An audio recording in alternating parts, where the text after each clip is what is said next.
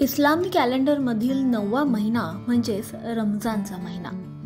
रमजान ईद किंवा ईद उल फितर असं म्हटलं जाणारा हा सण मुस्लिम बांधवांचा धार्मिक सण. मुंबईत मशीद बंदर जवळ मोहम्मद अली रस्ता आहे. वर्षातून एकदाच रमजानच्या महिन्यात इथे खाद्यपदार्थांची मोठी रेलचेल असते. विशेषतः मांसाहार करणाऱ्यांसाठी तर ही खाऊ गल्ली म्हणजे एक मोठी मेजवानीच.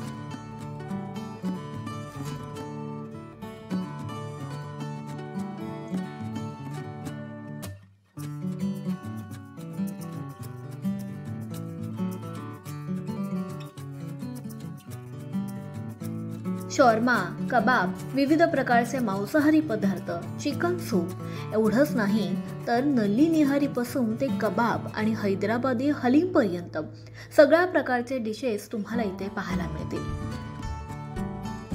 बरोबरच रबडी, जिलेबी, फालुदा, सांदल असे एक ना अनेक मिठाईचे पदार्थ सुद्धा तुम्हाला इथे चाखायला मिळतील.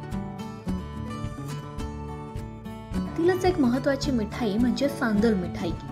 ही मिठाई भात, नारळ आणि मलाई यांच्यापासून बनवलेली असते आणि या मिठाईला रमजानच्या महिन्यात विशेष महत्त्वही असतं.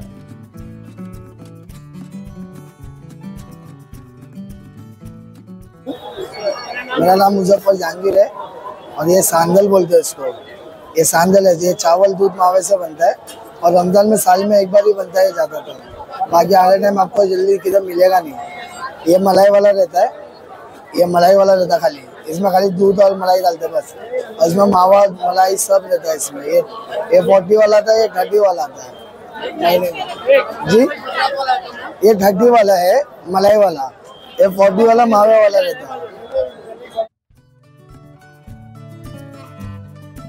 कबाब आणि इतर मांसाहारी पदार्थांसोबतच इथे आणखीन एक पेय फेमस आहे, कोकोनट क्रश दिलवाले शेक. आणि हे पिण्यासाठी आवर्जून इथे खवय्ये येतात. नारळामध्ये हा शेक आईस्क्रीम सहित सर्व केला जातो. मेरा नाम सोनू कनौजिया है. मैं कोकोनट क्रश दिलवाले शेक बना रहा हूँ. ये क्या है? ये कोकोनट का हम शेक बना के रखते हैं. Then putting ice cream, vanilla, dry fruit, then cream.